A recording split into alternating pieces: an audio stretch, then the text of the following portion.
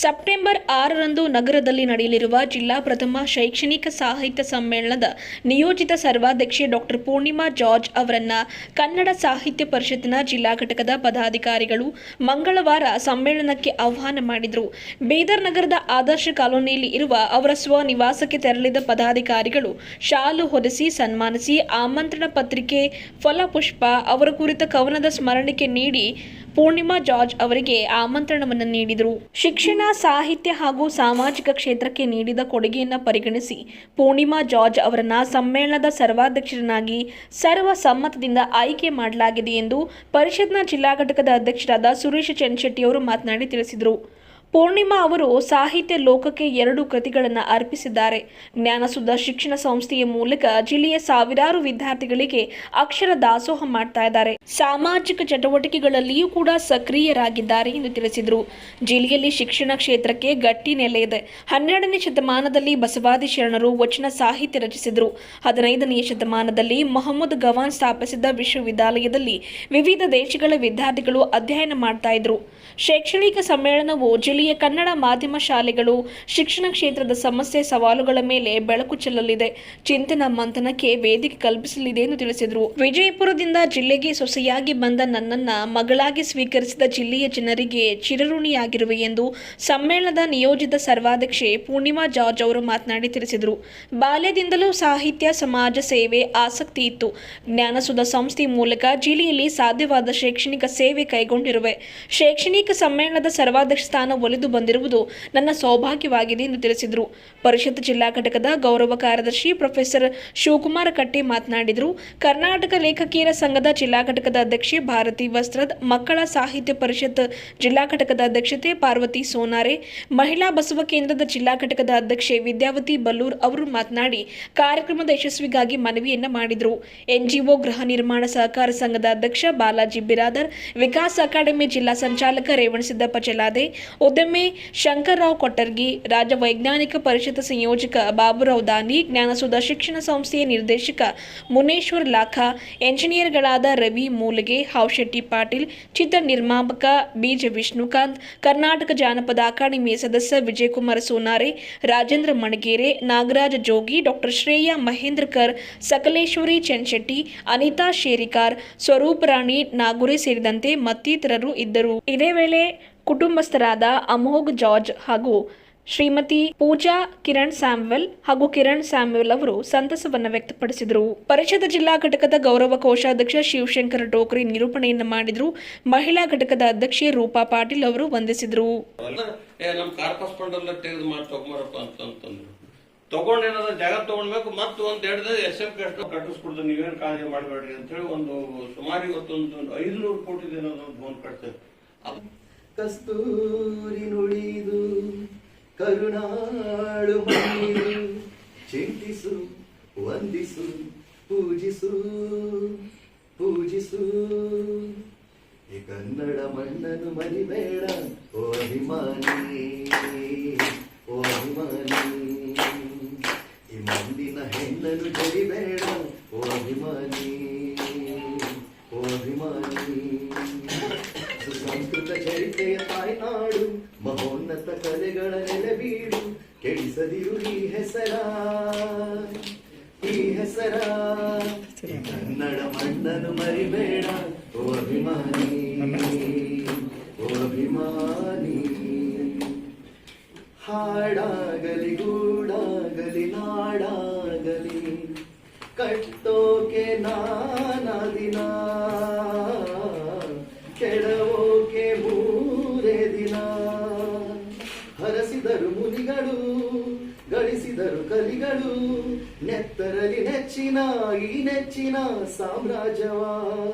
ಹಾಡಿದರು ಕವಿಗಳು, ಕರಗಿದರು ಶಿಲೆಗಳು, ತುಂಬಿದರು ಎದೆಯಲಿ ಸಿರಿಗನ್ನಡ ಅಭಿಮಾನವ. ಕನ್ನಡ ರೋಮಾಂಚನವೀ ಕನ್ನಡ, ಹಾಡಿಸು ಕೇಳಿಸು ಪ್ರೀತಿಸು ಈ ಕನ್ನಡ ಮಣ್ಣನ್ನು ಮರಿಬೇಡ ಓ ಅಭಿಮಾನಿ, ಓ ಅಭಿಮಾನಿ. ಈ ಮಣ್ಣಿನ ಹೆಣ್ಣನ್ನು ಜರಿಬೇಡ ಓ ಅಭಿಮಾನಿ, ಓ ಅಭಿಮಾನಿ. ಅಭಿಮಾನಿ. ಮೆಸೇಜ್ ಬಂತು ಹಿಂಗ್ ಮಾಡಿದೀವಿ ಅಂತ ಹೇಳಿ. ಆಗಿಂದಾಗ್ಲೇ ಬಹಳ ಚಂದ ನಿರ್ಧಾರ ಬಂದಿರಲಿಲ್ಲ. ಅಲ್ಲಿ ದೂರ ಆಗಿರ್ತಾರ ನನಗೊಂದು ಸ್ವಲ್ಪ ಈಗ ವಯಸ್ಸಿಂದ ಒಂದು ಸ್ವಲ್ಪ ನೆಳೆ ಬೀಳಾಕತ್ತದ. ತಪ್ಪಿಗ ಕಾಲ್ ಹಿಡಿದಿದ್ದು ಬರ್ಲಿಲ್ಲ, ಹಾಕಿದ್ರು ಇವರು ಪೂರ್ಣಿಮೆ ಒಳಗೆ ಮಾಡಿ ಅಂತ ಹೇಳಿ. ಅಲ್ಲ ನಾವು ಬರೇ ಮಹಿಳಾ ಅಧ್ಯಕ್ಷರು ಮಾಡ್ತಿದ್ವಿ, ಆಮೇಲೆ ಸರ್ವಾಧ್ಯಕ್ಷರನ್ನ ಮಾಡ್ತಿದ್ವಿ. ಈಗ ಹೊಸತಾಗಿ ಒಂದೊಂದು ಕ್ಷೇತ್ರವನ್ನು ಗುರುತಿಸಿ ಮಾಡಾಕತ್ತಿರಲ್ಲ, ತಮ್ಗೆ ಅಭಿನಂದನೆ.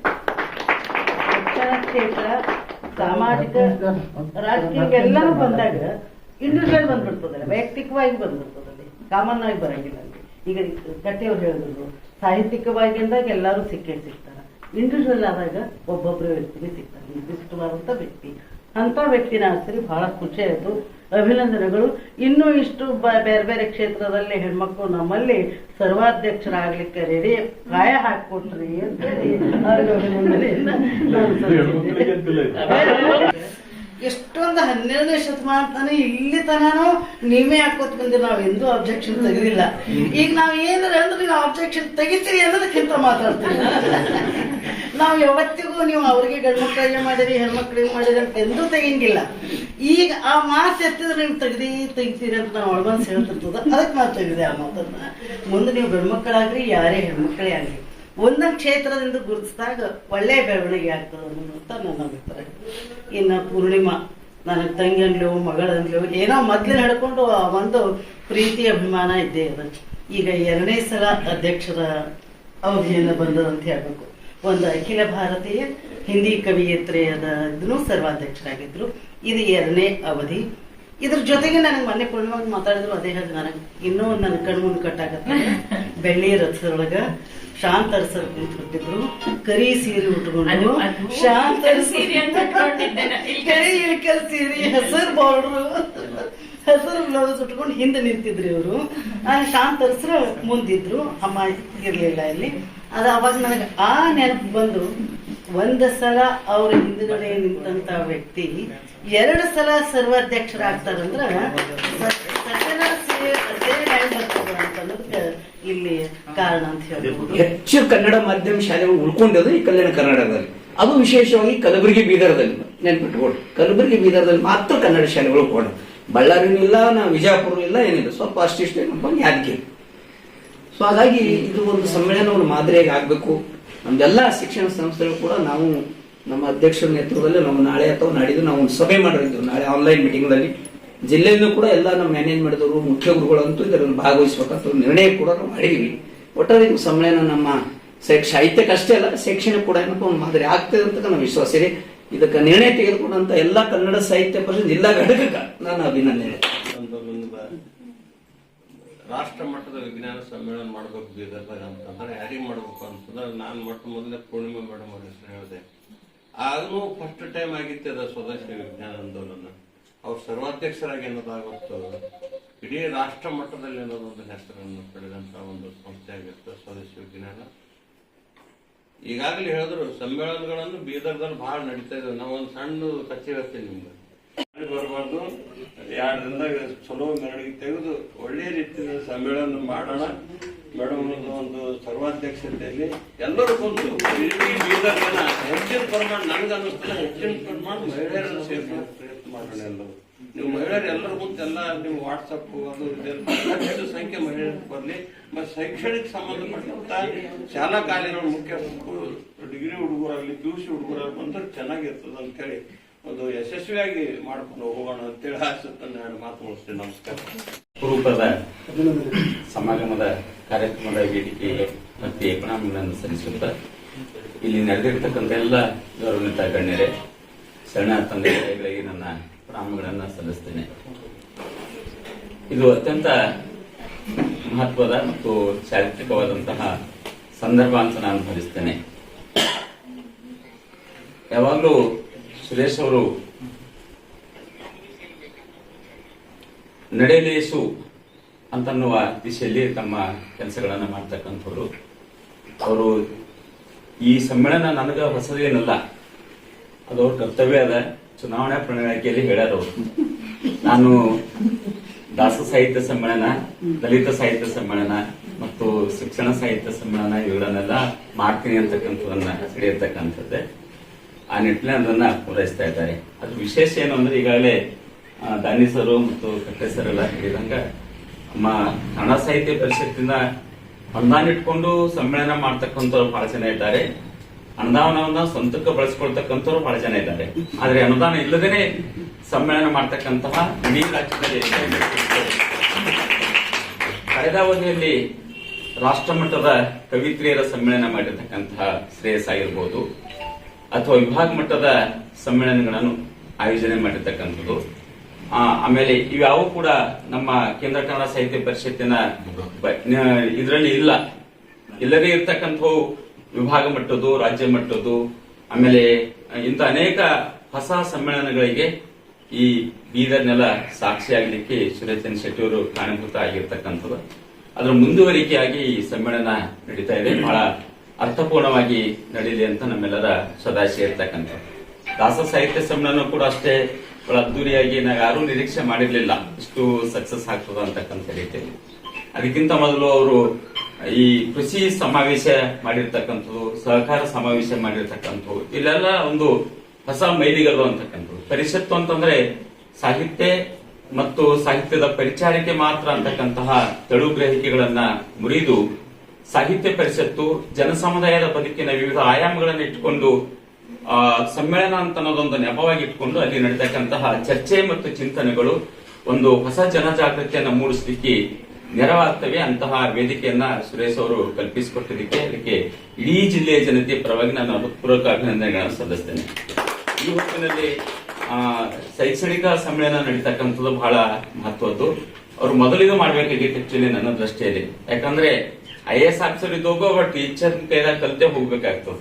ಹಾಗಾಗಿ ನಮ್ಮ ಮನುಷ್ಯ ಬದುಕಿನ ಅತ್ಯಂತ ಶ್ರೇಷ್ಠವಾದಂತಹ ಒಂದು ವ್ಯವಸ್ಥೆ ಶಿಕ್ಷಣ ವ್ಯವಸ್ಥೆ ಅಂತಕ್ಕಂಥದ್ದು. ಶೈಕ್ಷಣಿಕ ಸಮ್ಮೇಳನ ಮಾಡ್ತಕ್ಕಂಥದ್ದು ಅದು ಕೇವಲ ನನ್ನ ದೃಷ್ಟಿಯಲ್ಲಿ ಪೂರ್ಣಿಮಾ ಮೇಡಮ್ ಅವರಿಗೆ ಸಲ್ತಕ್ಕಂತಹ ಗೌರವ ಮಾತ್ರ ಅಲ್ಲ, ಅದು ಇಡೀ ಶಿಕ್ಷಣ ಸಮುದಾಯಕ್ಕೆ ಸಲ್ತಕ್ಕಂತಹ ಶಿಕ್ಷಕ ಸಮುದಾಯಕ್ಕೆ ಸಲ್ತಕ್ಕಂತಹ ಗೌರವ ಅಂತ ಕೂಡ ಭಾವಿಸುತ್ತೇನೆ.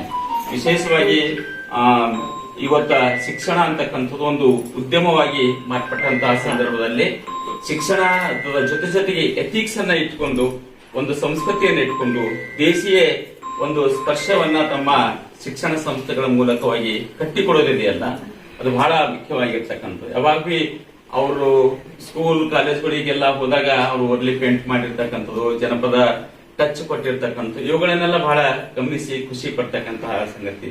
ಇದೆಲ್ಲವೂ ಕೂಡ ಮಕ್ಕಳ ಮೇಲೆ ಬಹಳ ಪರಿಣಾಮ ಬೀರ್ತಕ್ಕಂಥದ್ದಾಗ್ತದೆ. ಯಾವುದನ್ನ ನಾವು ಬರಿತಾ ಇದ್ದೀವಿ ಅದನ್ನ ಪುನಶ್ಚೇತನಗೊಳಿಸ್ತಕ್ಕಂತಹ ಕೆಲಸವನ್ನ ಕಲೆ, ಸಾಹಿತ್ಯ, ಸಂಸ್ಕೃತಿ ಕುರಿತು ಒಂದು ಜಾಗೃತಿಯನ್ನ ಮೂಡಿಸ್ತಕ್ಕಂಥದ್ದು ಇದೆಲ್ಲ.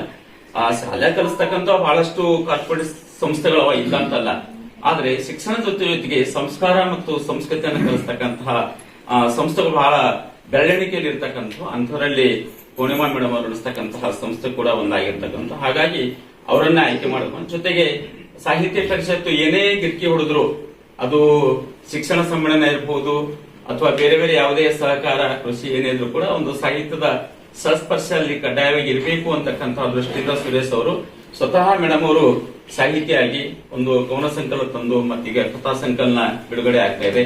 ಈ ರೀತಿ ಅವರು ಬೇರೆ ಬೇರೆ ಲೇಖನಗಳ ಮೂಲಕವಾಗಿ ಸಾಹಿತ್ಯದ ಒಂದು ಒಡನಾಟ ಇರ್ತಕ್ಕಂಥವ್ರು ಮತ್ತು ಅತ್ಯಂತ ಸಂವೇದನಾಶೀಲವಾಗಿರ್ತಕ್ಕಂತಹ ಸಾಹಿತ್ಯವನ್ನ ಬರೀತಕ್ಕಂಥವ್ರು.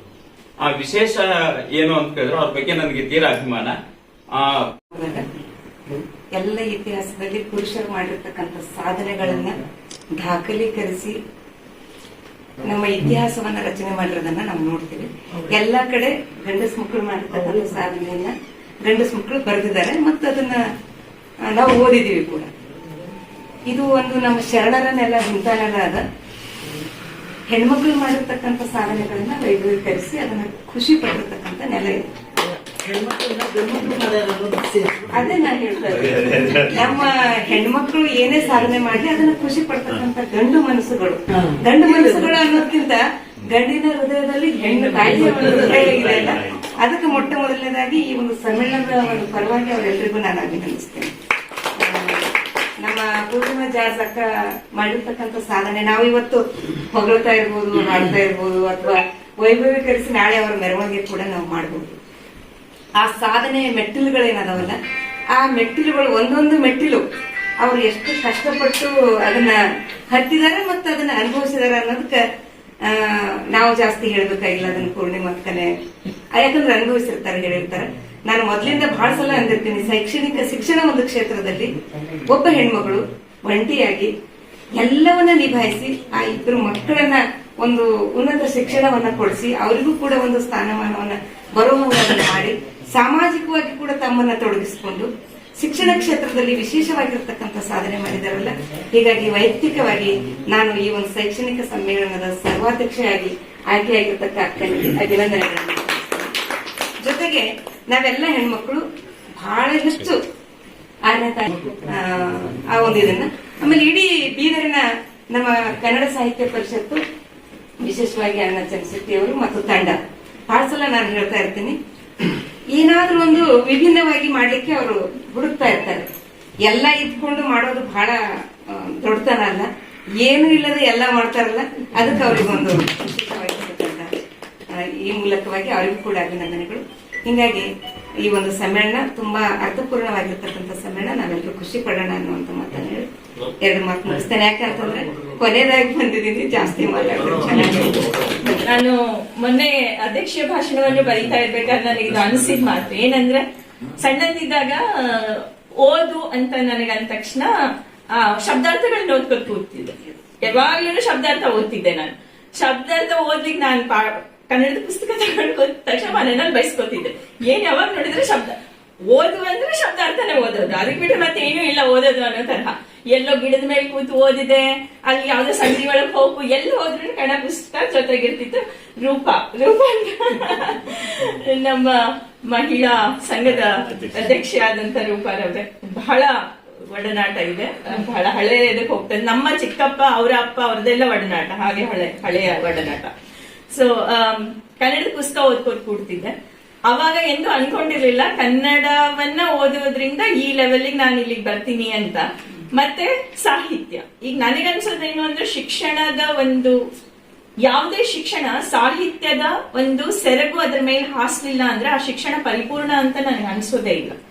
ನಾವೇನ್ ಹೇಳ್ತೀವಿ ಅಂತಂದ್ರೆ, ಯಾವುದೇ ಭಾಷೆಯ ಒಂದು ಲಿಟ್ರೇಚರ್ ತಗೊಂಡ್ರು ಸಹಿತ, ಈಗಷ್ಟೇ ನಾವೆಲ್ಲೋ ಮಾತಾಡ್ತಾ ಇದ್ವಿ, ಯಾರೋ ಒಬ್ಬ ವ್ಯಕ್ತಿ ವಿಶೇಷರ ಬಗ್ಗೆ ಮಾತಾಡ್ತಾ ಇದ್ವಿ, ಹೆಸರು ತಗೊಳ್ಳೋದು ಬೇಡ, ಅವ್ರು ಹಾಗೆ ಅಂತ ಅನ್ನೋ ಒಂದು ಗುಂಪಾದ್ರೆ ಅವ್ರು ಹಾಗೆ ಅಲ್ಲ.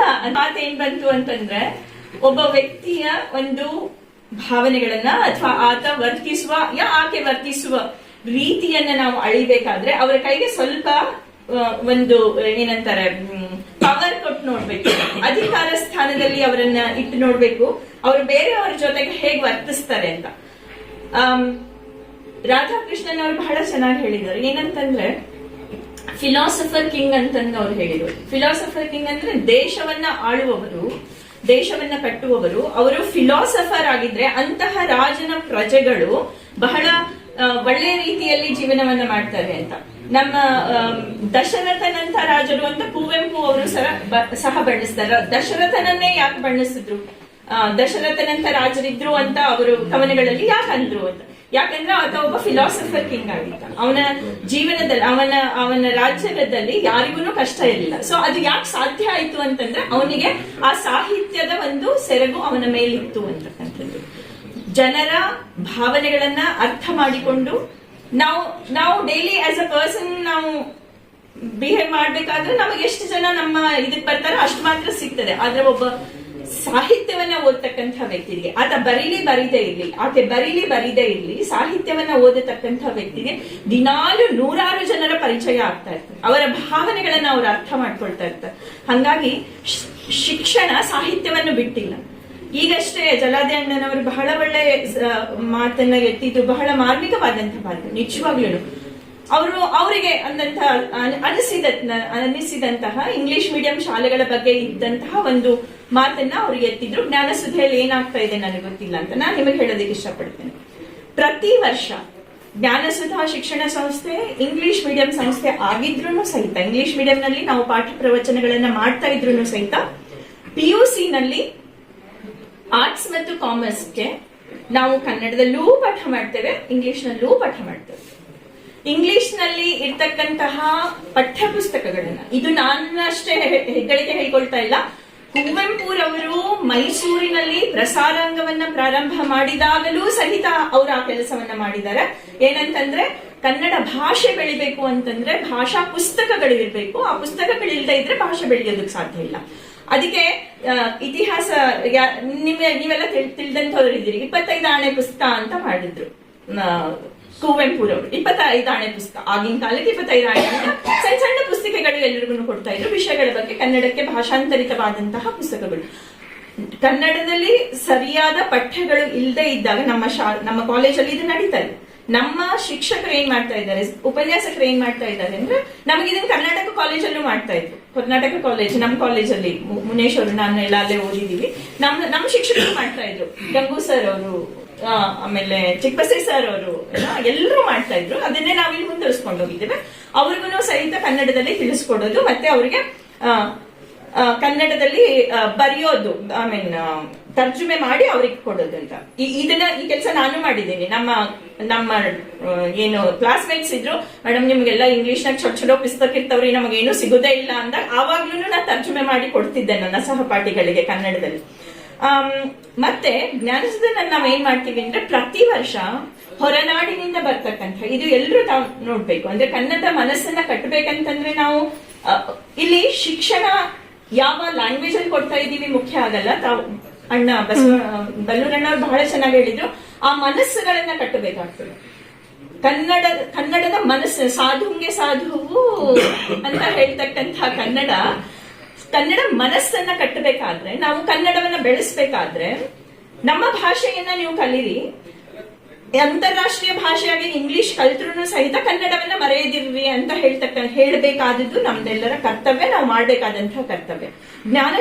ಸುಧಾ ಶಿಕ್ಷಣ ಸಂಸ್ಥೆಯನ್ನು ಮಾಡಿದಾಗ ಇವರೆಲ್ಲ ಮಹನೀಯರು ಇಲ್ಲಿದ್ದಾರೆ ಕೇಳಿದ್ರೆ, ನಾವು ಫಸ್ಟ್ 3 ವರ್ಷ ಕನ್ನಡ ಮೀಡಿಯಂ ಶಾಲೆಯನ್ನು ನಡೆಸಿದ್ವಿ.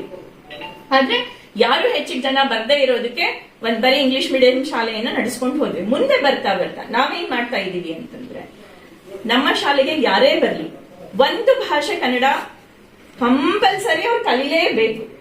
ಅವ್ರು ಕಲೀದೇ ಇದ್ರೆ ಆಗೋದಕ್ಕೆ ಸಾಧ್ಯನೇ ಇಲ್ಲ. ಹೊರ ರಾಜ್ಯದಿಂದ ನಮ್ಮ ಶಾಲೆಗೆ ಎಷ್ಟು ಜನ ಬರಲ್ಲ, ವರ್ಷಿಗೆ ಏನಿಲ್ಲ ಅಂತಂದ್ರೆ ನಾವು 10-15 ಹೊರ ರಾಜ್ಯದಿಂದ ಬಂದಂತಹ ಮಕ್ಕಳಿಗೆ ಕಲಿಸ್ತಾ ಇದೀವಿ ಪಾಠ. ಅಂದ್ರೆ ವರ್ಷಿಗೆ 15 ಜನರನ್ನ ಕನ್ನಡೀಕರಿಸ್ತಾ ಇದೀವಿ ನಾವು. ನಾನು ಒಂದು ಉದಾಹರಣೆ ಹೇಳ್ತೀನಿ. ಒಬ್ಬ ಹುಡುಗ ಬಂದಿದ್ದ ನಮ್ಮ ಹತ್ರ, ಇನ್ನೂ ಬರ್ತಾ ಇದಾರೆ.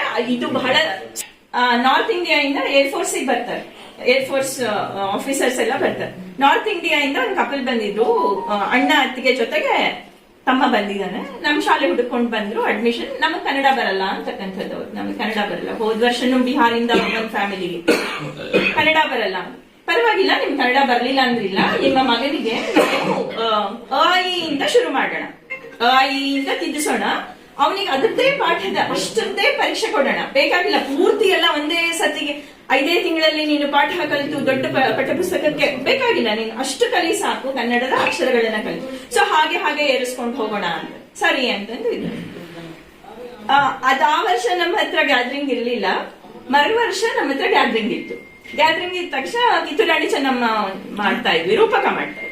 ಸೊ ಅವಾಗ ಕಿತ್ತೂರಾಣಿ ಚೆನ್ನಮ್ಮ ಮಾಡ್ಬೇಕಾದ್ರೆ ನನ್ನ ತಲೆಗೆ ಏನಂದ್ರೆ, ಅವ ಇದ್ದಾನಲ್ಲ ಹುಡುಗ ನಾರ್ತ್ ಇಂಡಿಯನ್, ಅವ ಕನ್ನಡ ಬರುದಿಲ್ಲ, ಕರೀಲ ಅವನಿಗೆ ಹೆಂಗೂ ಕನ್ನಡ ಬರುದಿಲ್ಲ, ಕೆಟ್ಟ ಕನ್ನಡ ಮಾತಾಡ್ತಾನೆ, ಕೊಟ್ಟು ಬಿಡ್ರಿ ಅವ್ನಿಗೆ ಡೈಲಾಗು ಚಂದಾಗ್ ಬಿಡ್ತಾನೆ ನಮ್ ರೋಲು ಅಂತಂದ್ರೆ ನಾವು ಅದು ನನ್ ತಲೆ ಒಳಗೆ. ಸೊ ಅವ್ನಿಗೆ ಕನ್ನಡ ಕೊಟ್ರು, ಎಲ್ಲ ನಾವು ಸರ್ ಇದ್ ಮಾಡಿದ್ವಿ. ಆಮೇಲೆ ಆಕ್ಟಿಂಗ್ ಶುರು ಆಯ್ತು, ಅವ್ರು ರಿಹರ್ಸಲ್ಸ್ ಎಲ್ಲ ಆಯ್ತು, ಅದಾಯ್ತು. ನಾವು ಹೋದ್ವಿ ನೋಡ್ಲಿಕ್ಕೆ. ನಾವು ಹೋದ್ರೆ ಅವ್ನ್ ಕನ್ನಡ ಎಲ್ಲರಿಗಿಂತ ಚೆನ್ನಾಗಿ ಮಾತಾಡಿದ. ನಾನಂದ, ನೀನು ಕನ್ನಡದವ ಅಲ್ಲ, ನೀನೆ ಕನ್ನಡ ಬರೋದಿಲ್ಲ, ನೀ ಕನ್ನಡ ಹಿಂಗ್ ಮಾತಾಡ್ಬಾರ್ದು. ವೈ ಮೇಡಮ್, ನನ್ಗೆ ಯಾಕೆ ಬರೋದಿಲ್ಲ, ನಾನು ಇಷ್ಟು ಕಲ್ತೀನಿ ಕನ್ನಡ, ನಾನು ಹಿಂಗೆ ಚೆನ್ನಾಗಿ ಮಾತಾಡ್ತೀನಿ. ಅಪ್ಪ ಕೆಟ್ಟದಾಗ ಮಾತಾಡು ಕನ್ನಡ ಅಂತ ಕಾಲು ಬಿಡಬೇಕಾಯ್ತು. ಸೊ ಕನ್ನಡದ ಮನಸ್ಸುಗಳನ್ನ ನಾವು ಕಟ್ತಾ ಇದ್ದೀವಿ. ಇವತ್ತಿಗೂ ನಾವು ಹುಡುಗ ನಮ್ ಜೊತೆ ಕಾಂಟ್ಯಾಕ್ಟ್ ಅಲ್ಲಿ ಇದ್ದಾನ. ಅವ್ನ ಫ್ರೆಂಡ್ಸ್ ಒಬ್ರು, ಅಲ್ಲಿ ಯಾರೋ ಅವ್ನು ಯಾವ್ದೋ ಆಫೀಸಲ್ಲಿ ಕೆಲಸ ಮಾಡ್ತಾ ಇದ್ದಾನೆ, ಅಲ್ಲಿ ಯಾರೋ ಕನ್ನಡದವ್ರು ಅವನಿಗೆ ಸಿಗ್ತಾರೆ. ಬೇರೆಯವ್ರಿಗೆ ಬೇರೆ ಮಾತಾಡೋದು ಗೊತ್ತಾಗ್ಬಾರ್ದಂದ್ರೆ ಇವರಿಬ್ರು ಕನ್ನಡ ಶುರು ಮಾಡ್ಕೊತಾರೆ. ಸೊ ಅವ್ನು ಇವತ್ತಿಗೂ ಅವ್ನು ಕನ್ನಡ ಬೆಳೆಸ್ತಾ ಇದ್ದಾನೆ. ಎಲ್ಲಿ ಅಂತಂದ್ರೆ ಬೀದರ್ ಅಂತ ಹೇಳ್ತಾನೆ, ಎಲ್ಲಿ ಕಲ್ತಿ ಅಂದ್ರೆ ಬೀದರ್ ಅಂತ ಹೇಳ್ತಾನೆ, ಹೆಮ್ಮೆಯಿಂದ ಫೋನ್ ಮಾಡ್ತಾನೆ ಅವನು. ನಾನು ಎಂದು ಬರೆಯೋದಕ್ಕೆ ಸಾಧ್ಯ ಇಲ್ಲ ಬೀದರಿಂದ ನನ್ನ 3 ವರ್ಷಗಳು, ನಾನು ಕನ್ನಡನ ಎಷ್ಟು ಚೆನ್ನಾಗಿ ಕಲ್ತಿದ್ದೀನಿ. ಎಲ್ಲಾದ್ರೂ ರೈಸ್ ಅವ್ರ ಬಗ್ಗೆ, ಆಮೇಲೆ ಈ ಮಾತು ಕೇಳಿದಾಗ ನನಗೆ ರೈಸ್ ಅವ್ರ ಬಗ್ಗೆ ನೆನಪಾಗ್ತದೆ. ಕನ್ನಡದಲ್ಲಿ ಸುಮಾರು 53 ವರ್ಷ ಅವ್ರು ಇಲ್ಲಿದ್ದು 40 ವರ್ಷ ಕನ್ನಡದ ಕೃಷಿಯನ್ನ ಮಾಡಿ ಇಂಗ್ಲೆಂಡ್ಗೆ ಹೋದಾಗ, ಇಂಗ್ಲೆಂಡಿನಲ್ಲಿ ಅವರು 90 ವರ್ಷದವರಾಗಿದ್ದಾಗ ಅಲ್ಲಿ ಅವರ ವಿಶ್ರಾಂತಿ ಜೀವನವನ್ನ ನಡೆಸ್ತಾ ಇರ್ಬೇಕಾದ್ರೆ ಕರ್ನಾಟಕದಿಂದ ಯಾರೋ ಒಬ್ಬ ಹೋಗಿ ಇಂಗ್ಲಿಷ್ ನಲ್ಲಿ ಮಾತಾಡಿದ್ರೆ, ಅಪ್ಪ ಆ ಕನ್ನಡವನ್ನ ಕೇಳ್ಬೇಕು ಅಂತ ನಾನು ಇದ್ ಮಾಡ್ತಾ ಇದ್ದೀನಪ್ಪ, ಕನ್ನಡದಲ್ಲಿ ಮಾತಾಡೋಣ ಅಂತ ಹೇಳಿದ್ರಂತೆ. ಹಂಗೆ ನಮ್ಮ ಹತ್ರ ಬೇರೆ ಬೇರೆ ರಾಜ್ಯಗಳಿಂದ ಬಂದಂತಹ ಎಷ್ಟೋ ಜನ ಮಕ್ಕಳು ಕನ್ನಡವನ್ನ ಕಲಿತು ಅವರು ಕನ್ನಡವನ್ನ ಅಲ್ಲಿ ಹೋದಲ್ಲೂ ಸಹಿತ ಮಾತಾಡ್ತಾ ಬೀದರಿನ ಬಗ್ಗೆಯೂ ಮಾತಾಡ್ತಾರೆ. ಕನ್ನಡ ಮಾತಾಡಿದ ತಕ್ಷಣ ನೀವು ಎಲ್ಲಿಯವರು ಅಂತ ಹೇಳ್ತಾರೆ, ಎಲ್ಲಿಯವರು ಅಂದ ತಕ್ಷಣ ಬೀದರ್ ಅಂತ ಹೇಳ್ತಾರೆ, ಬೀದರ್ ಅಂದ ತಕ್ಷಣ ಬಿದ್ರಿ ಕಲೆ ಶುರು ಆಗ್ತದೆ. ಸೊ ಹಿಂಗೆ ಅದು ಒಂದು. ಹಾಗಾಗಿ ಈ ಭಾಗದಲ್ಲಿ ನಾವು ಮ್ಯಾನೇಜ್ಮೆಂಟ್ ರನ್ ಇನ್ಸ್ಟಿಟ್ಯೂಷನ್ ಆದ್ರೂ ಸಹಿತ ಇಲ್ಲೆಲ್ಲ ಕೂತಂತವರು ಕನ್ನಡ ಮನಸ್ಸುಗಳೇ. ನಾವೆಲ್ಲ ಎಷ್ಟೋ ಜನ ಪೇರೆಂಟ್ಸ್ ಹೇಳ್ತಾ ಇರ್ತೀವಿ, ಯಾಕೆ ನೀವು ಕನ್ನಡ ಸ್ಟೇಟ್ ಸಿಲೆಬಸ್ ಬಗ್ಗೆ ಈ ಮಾತು ಬರ್ತದೆ. ಸ್ಟೇಟ್ ಸಿಲೆಬಸ್ ಮಕ್ಳು ಹಾಕ್ಬೇಕು ಅಂತ ಪರಿಸ್ಥಿತಿ ಬಂದಾಗ ಅವ್ರ ಮುಖ ಸಣ್ಣದ್ ಮಾಡ್ತಾರೆ. ಕನ್ನಡನೂ ಒಂದ್ ಕಲಿಬೇಕ್ರಿ, ಹಿಂದಿನೂ ಒಂದ್ ಕಲಿಬೇಕ್ರಿ. ಹಿಂದಿ ಕನ್ನಡ ಮೂರ್ ಆಗ್ತಾವ, ಅದಕ್ಕೆ ನಾವು ಒಪ್ತೀವಿ. ಆದ್ರೆ ಕನ್ನಡನೂ ಕಲಿಬೇಕ್ರಿ ಅಂತ ಮುಖ ಮಾಡ್ಬೇಡ್ರಿ. ಹಿಂದಿಗಿಂತ ಚೆನ್ನಾಗಿ ಕನ್ನಡದಾಗ ಮಾರ್ಕ್ಸ್ ಬರಬಹುದು ಅಂತನ್ನೋದನ್ನ ಅವರಿಗೆ ತೋರಿಸಿ ಕಲಿಸಿ ಹೇಳ್ಬೇಕಾಗ್ತದೆ. ಸೊ ಹಂಗಾಗಿ ಕನ್ನಡವನ್ನ ಕಟ್ಟುತ್ತಾ ಅದ್ರಲ್ಲಿ ನಾನೇನೋ ಒಂಚೂರು ಕೃಷಿ ಮಾಡಿದೆ, ಒಂದಷ್ಟು ಕೆಲಸ ಮಾಡಿದೆ, ಒಂದೇನು ಹೇಳ್ಕೊಳ್ಳುವಂತ ಕೆಲಸ ಮಾಡಿರ್ಲಿಲ್ಲ. ಒಂದೇ ಒಂದು ಕವನ ಸಂಕಲನ ತಂದಿದ್ದೆ. ಅಲ್ಲಲ್ಲಿ ಬಿಡಿ ನನ್ನ ಬರಹಗಳು ಅಲ್ಲಿ ಇಲ್ಲಿ ಬಂದಿದ್ದನ್ನೇ ತಾವಿಷ್ಟೆಲ್ಲ ವೈಭವೀಕರಿಸಿ ಅದನ್ನ ಸಾಹಿತ್ಯ ಎಂತ ನಿನ್ನೆ ತೋರಿಸಿ ನಗ್ತಾ ಇದೆ. ಸಾಹಿತಿಗಳು ಅಂತ ಬರೆದಿದ್ದಾರೆ. ನಾವು ಎಂತಹ ಸಾಹಿತಿ, ಒಂದೆರಡು ಪುಸ್ತಕ ಹೊರಗೆ ತಂದಿಲ್ಲ. ನನಗೆ ಸಾಹಿತಿ ಅಂತ ಕರೆಯೋ ಇಷ್ಟು ದೊಡ್ಡ ಹೃದಯ ಈ ಜನಕ್ಕೆ ಇದೆಯಲ್ಲ ಅಂತ ನಾನು ನಿನ್ನೆ ಮಾತಾಡ್ತಾ ಒಂದು ಲೈನ್ ನನಗೇನೆ, ನನ್ನ ಮನಸ್ಸಿಗಂತೂ ನನ್ನ ಮಗಳು ಹೇಳ್ತಾ ಇರ್ತಾಳೆ ಯಾವಾಗ್ಲೂ.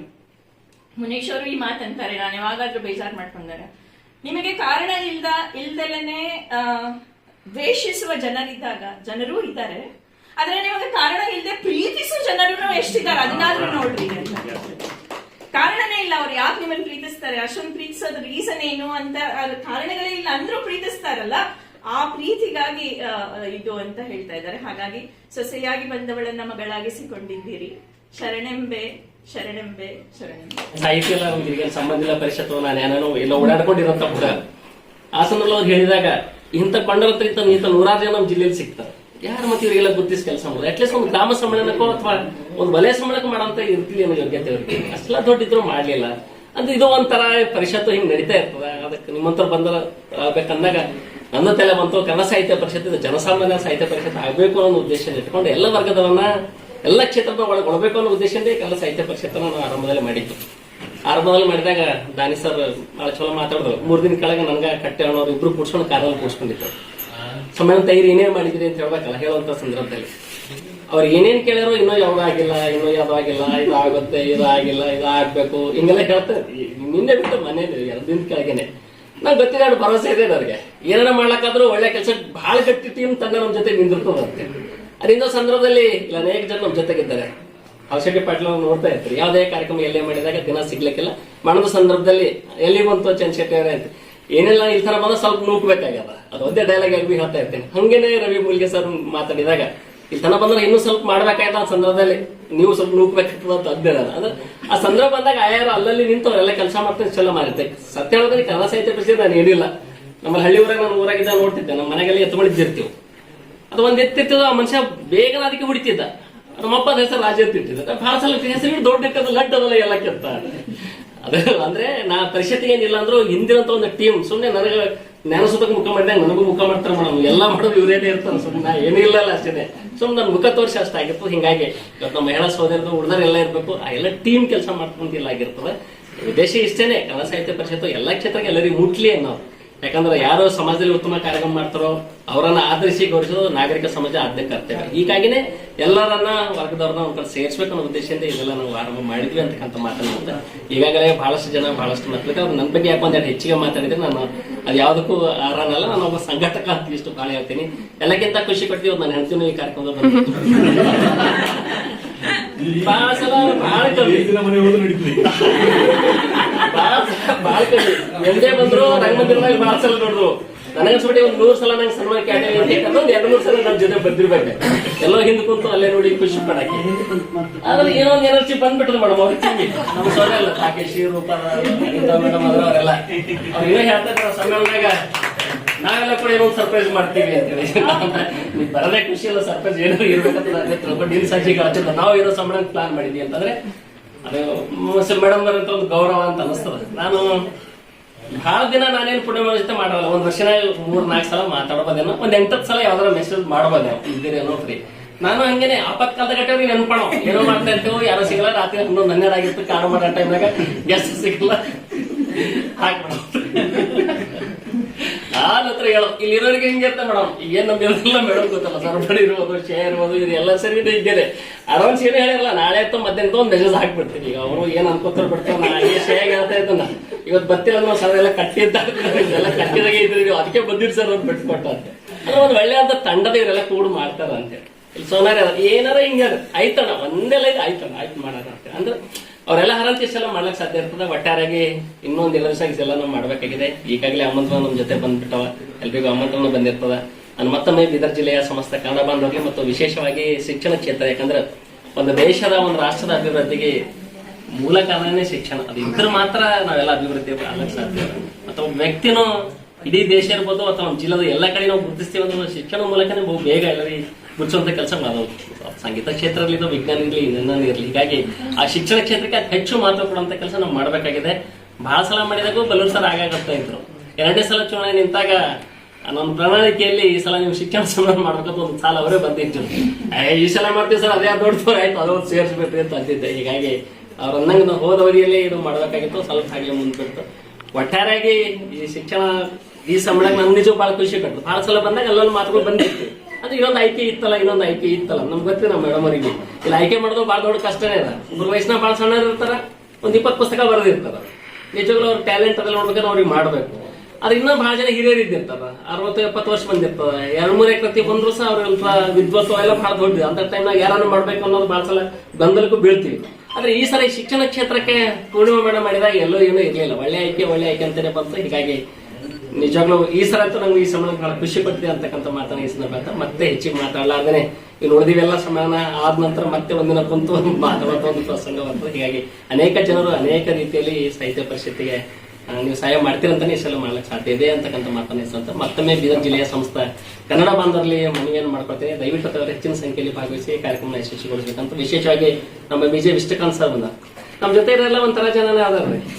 ಇಡೀ ಸಿನಿಮಾನ ನಿರ್ದೇಶಕ ನಿರ್ಮಾಪಕ ನೋಡ್ತೀವಿ, ಸಿನಿಮಾ ಅಂದ್ಮೇಲೆ ಎಲ್ಲರೂ ಕಮರ್ಷಿಯಲ್ ಹೋಗ್ಬಿಡ್ತಾರ. ಏನ್ ನಮ್ ಗುಣನೇ ಹೆಂಗೇನೋ ಇಂಥ ದೋಸ್ತನೇ ಹೆಂಗೆ ಹೆಚ್ಚಿಗೆ ಕ್ಷೇತ್ರ ಆಗತ್ತಿಲ್ಲ. ಅವ್ರು ಯಾವ ಸಿನಿಮಾಕ್ಕೆ ಇಲ್ಲ ಅಫೇರ್ಲಿ ಲಾಸ್ ಆಗತ್ತಾಗೆ ಸಿನಿಮಾಗಳು ನಮ್ದೇನ್ ಗುಣವ ನನ್ನಂತ ಗುಣ ಇದ್ದಾರೆ ಕೆಲವೊಂದು ಸ್ನೇಹಿತರು ನಮ್ಮ ಜೊತೆಗೆ ಆದಾರ ಅಂತ ಹೇಳಿ. ಹಳೆ ಸಲ ನೋಡ್ತೀವಿ ಡಾಕ್ಟರ್ BR ಅಂಬೇಡ್ಕರ್ ಸಿನಿಮಾ ಮಾಡಿದಾಗ ರಾಜ್ಯ ಮಟ್ಟದ ರಾಷ್ಟ್ರ ಮಟ್ಟದ ಪ್ರತಿಷ್ಠೆಯಲ್ಲಿ ಬಂದಿರ್ತಾವ. ಲಾಭ ಏನೋ ಬರ್ಲಿಲ್ಲ ಅದೊಂದು ಬರೋದಿರ್ಲಿ. ನಮ್ಮ ಭಾಗದ ಇವತ್ತು ಕನ್ನಡ ಮತ್ತು ಇಲ್ಲಿ ಏನಾರ ನಾವು ಇವತ್ತು ಇಲ್ಲೆಲ್ಲ ಕುರಿತವ್ರಿಗೆ ಬಂದಿಲ್ಲ ಅಂದ್ರೆ ರೀತಿಲಿ ಹುಚ್ಚರ ಇದೆ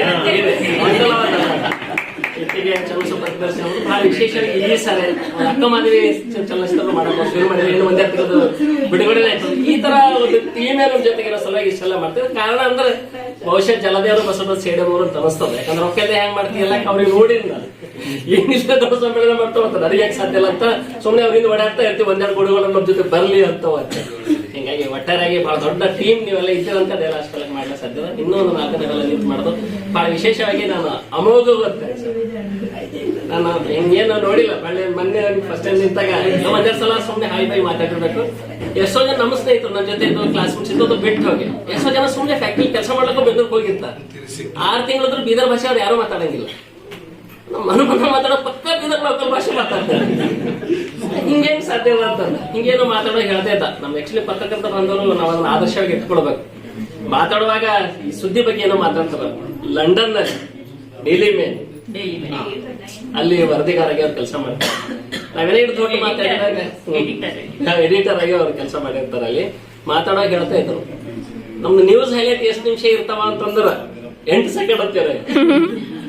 ಹಂಗೆ ಸಾಧ್ಯ ಅದಲ್ಲ ಅಂತ ನಾವು ಹಿಂಗಾಗಿ ಇಂಥ ಅನೇಕ ಇದು ನಮ್ಮ ಹತ್ರ ಅಂತ ಅದ್ಭುತ ವ್ಯಕ್ತಿಗಳು ನಮ್ಮ ಜೊತೆ ಇದ್ದಿರ್ತಾರ. ಗುರುತಿಸುವಂತ ಗುಣ ಒಂದಿಷ್ಟು ನಮ್ಮಲ್ಲಿ ಬರ್ಬೇಕಾಗ್ಯದ. ನಾನು ಇದೆಲ್ಲನೇ ನಿನ್ನೆ ಬಹಳ ಚಳಿಯರಿಗೆ ಹೇಳಿ ಹಿಂಗೊಂದಿರ್ತ ಹೇಳ್ಬೇಕಂದೆ. ನಾನು ಪೂಜೆಗೆ ಫೋನ್ ಮಾಡೋದು ತೆಲುಗುದಾಗ ಬರ್ತದೆ. ಪೂಜೆ ನಾಳೆ ಮನೆಗೆ ಬರ್ತಾರೆ, ಆಯ್ತಾ ನೋ ಪ್ರಾಬ್ಲಮ್, ನಾ ಸಂಜೆಗೆ ಎಷ್ಟೊತ್ತಿದ್ರು ಬರ್ತೀವಲ್ಲ ಬರ್ರಿ ಅಂತ. ಹಿಂಗಾಗಿನೇ ತಡ ಮಾಡಿ ಹೇಳ್ತೀನಿ ಮೇಡಮ್, ಹೇಳ್ಬೇಕಂತೀರಿ ಎಲ್ಲರೂ ಬಿಸಿ ಇರ್ತಾರ ಅಂತ ಹೇಳಿರಲ್ಲ. ಇದಕ್ಕೂ ಒಂದೆರಡು ದಿನ ಮುಂಚೆ ಹೇಳ್ಬೇಕೈತೆ, ಏನು ಹೇಳಿಲ್ಲ, ಲೇಟ್ ನೈಟ್ ಹೇಳಿದ್ದೀನಿ ನಾಳೆ ಈ ತರ ಬಂದಿರ್ತೀವಿ. ಎಷ್ಟು ಜನ ಬರ್ತಾವ? ಒಂದು 25 ಆಯ್ತು ಅಂದ್ರೆ 25 30 ಫೋನ್ ಮಾಡೋಣ, 5 ಮೈನಸ್ 30 ಬಂದ್ಬಿಡ್ತಾರ ಅಲ್ಲಿ. ಹಾಗಾಗಿ ನಾವು ಕರೆದಾಗ ಯಾರು ಇಲ್ಲ ಅಂತಾರಂದ್ರೆ ಇಷ್ಟು ಸಂಖ್ಯೆಯಲ್ಲಿ ಯಶಸ್ವಿಯಾಗಲು ಸಾಧ್ಯ. ಒಟ್ಟಾರೆಯಾಗಿ ಇನ್ನೊಂದು 2-3 ದಿನ ನಾವೆಲ್ಲರೂ ಭಾಗವಹಿಸೋಣ. ಎಲ್ಲ ರೀತಿಯಲ್ಲಿ ಎಲ್ಲ ತಯಾರಾಗಿದೆ, ಆಯಾ ಸಮಿತಿಗಳು ಮಾಡಿಬಿಟ್ಟಿವಿ. ಇನ್ನೇನು ನಾಡಿದ ಅಗ್ನಿಗೆ ಕಾಯ್ತಾ ಇದ್ದೇವೆ. ನನಗಂತ ನಾಳೆಯಿಂದ ಮಳೆ ಇರಲ್ಲ ಅಂತ ಭರವಸೆ ಇದೆ. ಮಳೆ ಬಂದರೂ ಮೆರವಣಿಗೆಗೆ ಅಲ್ಲಿ ಬೇರೆ ಬೇರೆ ವ್ಯವಸ್ಥೆ ನಾವು ಮಾಡಿದ್ವಿ. ಒಟ್ಟಾರೆಗೆ ಇಡೀ ಸಮ್ಮೇಳನಕ್ಕೆ ನಾವೆಲ್ಲರೂ ಹಿಂದೆ ಕೈ ಜೋಡಿಸಿ ಯಶಸ್ವಿ ನಾವೆಲ್ಲ ಭಾಗವಹಿಸೋಣ ಅಂತಕ್ಕಂಥ ಮಾತನ್ನು ಈ ಸಂದರ್ಭದಲ್ಲಿ ವಿಶೇಷವಾಗಿ ಪೂರ್ಣಿಮಾ ಮೇಡಮ್ ಅವರಿಗೆ ಸಮ್ಮೇಳನಾಧ್ಯಕ್ಷರ ಜೊತೆ ನಮ್ಗೆ ಬಹಳ ಖುಷಿ ಇದೆ. ಒಂದೇ ಸರಿ ಒಂದು ಪವಿತ್ರ ಸಮ್ಮೇಳನ ಮಾಡಿದ್ರೆ ಸ್ವಲ್ಪ ಸಮೀಪ ಕುಂತು ನೋಡಿದ್ದೆ. ಅವತ್ತೇ ನನಗೆ ಯಾಕೋ ಅವ್ರ ಬಗ್ಗೆ ಒಂದಿರುವಂತಹ ಗೌರವ ಅವತ್ತೇ ಶುರು ಆಗಿತ್ತು. ಅದೆಲ್ಲ ಹಲವಾರು ಘಟನೆಗಳ ಜೊತೆಗೇನೆ ನಾನು ಬಹಳಷ್ಟು ಮಹಿಳೆಯರ ಜೊತೆ ಅಂದ್ರೆ ನಾನು ನೈಟಿಕಲ್ ಸ್ಕೂಲಲ್ಲಿ ಕೆಲಸ ಮಾಡುವಂತ ಸಂದರ್ಭದಲ್ಲಿ 2,000-3,000 ಯಾರೋ ಒಂದು ಟೀಚರ್ ಶಾಲೆ ತಗೊಂಡಿರು. ಕೆಳಗೆ ಹೋಗಿ ಹೇಳಿರ್ತಿರು, ಸರ್ ದಯವಿಟ್ಟು ಇವತ್ತು ನಂಗೆ ಶಾಲೆ ಕೊಡ್ಬೇಡ್ರಿ.